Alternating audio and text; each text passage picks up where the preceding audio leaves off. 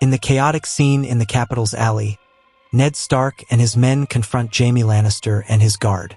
But unlike in the original timeline, one of Jaime's soldiers doesn't intervene cowardly.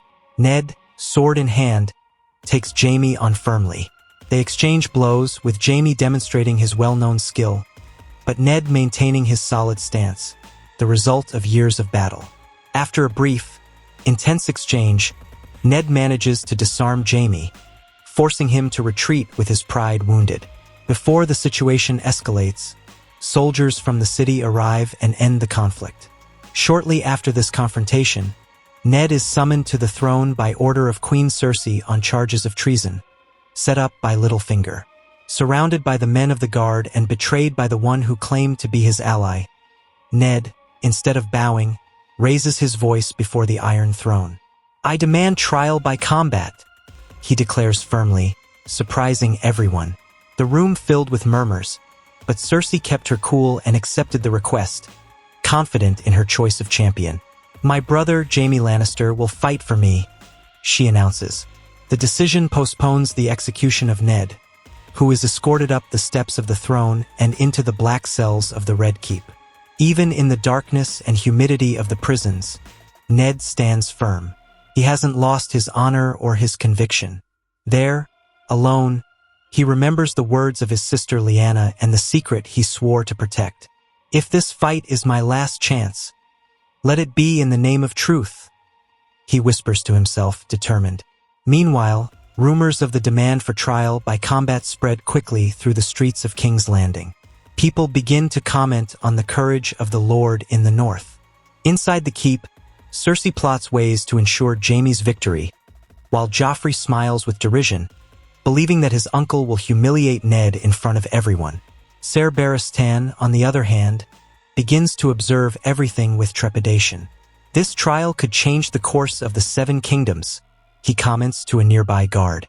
The great day arrives, and the throne room is adapted for combat. The crowd gathers, and the Iron Throne watches from above, silent and menacing. Jaime Lannister enters with confidence, wearing his shining armor and his usual arrogance. "I hope you rested well in your cell, Stark. No apologies," he teases with a crooked smile. Ned enters with a serious countenance, without answering. He holds his sword firmly, ready to defend his honor and his life. The duel begins. Jaime attacks with speed, relying on his agility, while Ned uses firm, careful movements, prioritizing defense. With each blow, the sound of metal echoes through the columns of the hall. Ser Barristan watches intently. "He fights like a true northern wolf," he comments. Jaime tries to mock him during the fight, but his taunts are lost in the face of Ned's lethal calm. At one point, Ned surprises him with a feint and knocks him off balance. The audience holds its breath as Jaime stumbles and falls. Ned wastes no time. With precision, he turns his blade and drives it into the Golden Lion's throat. Silence dominates the hall as blood drips. Jaime Lannister, the legendary swordsman, lies dead before the throne he defended so well. Cersei pales. Joffrey stands up, disgusted. But Pycelle, in keeping with tradition, stands up and declares, "The trial is over.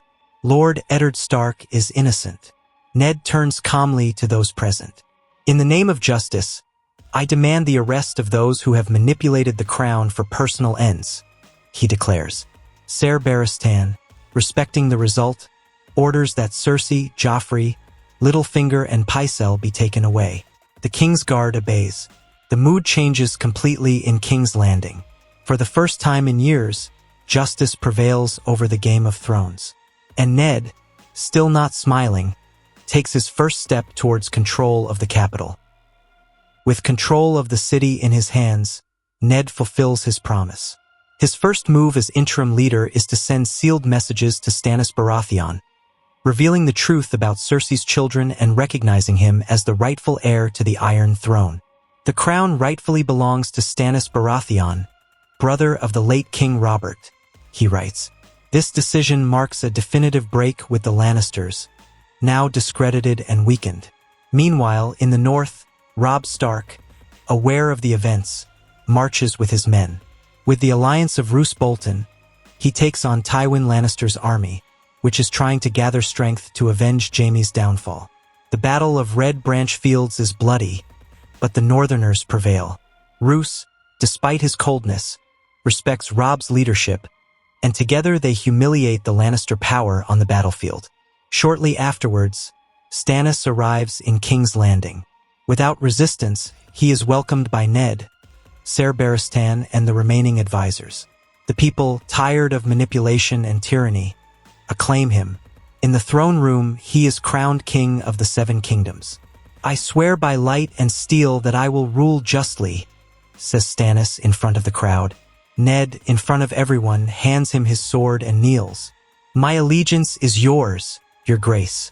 Stannis, trusting in Ned's honor, names him Hand of the King. "I need men who will tell the truth, even when it doesn't please," he declares. With the new order established, peace begins to emerge in the Seven Kingdoms, albeit temporarily. Ned, now with more responsibilities than ever, keeps his eyes turned to the north, for he knows that other threats are approaching beyond the walls. Renly Baratheon, who had proclaimed himself king with the support of the Tyrells, finds his support waning after the fall of the Lannisters.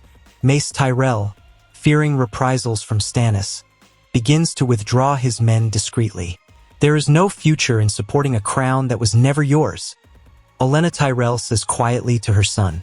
Without the support of the Southerners, Renly is forced to retreat to Storm's End, trying to rally what remains of his loyalists. Stannis, determined to consolidate his reign, rallies his forces. At his side marches the army of the North, now led by Ned.